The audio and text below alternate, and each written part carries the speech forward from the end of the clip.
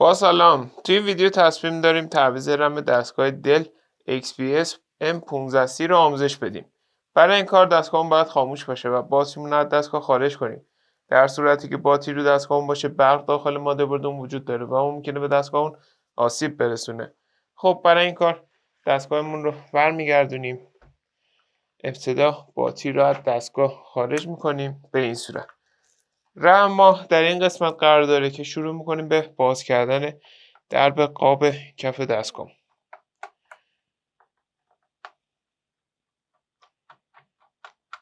خب رم این مدل دستگاهی که داریم باز میکنیم رم DDR2 هستش که در پایین ویدیو هم نحوه خرید این کالا رو توضیح دادیم.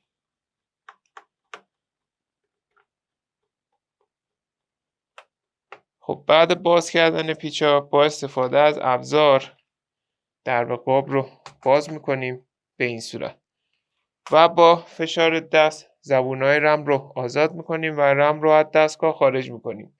برای جا زدن دوباره رم اونو داخل شیار قرار میدیم و اونو به سمت پایین فشار میدیم به این صورت.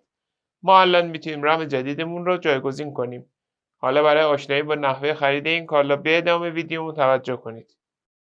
برای خرید این کالا میتونید به آدرس www.iranfso.com مراجعه کنید و یا عبارت کامپیوتر افق رو به صورت فارسی در مرورگرتون جستجو کنید.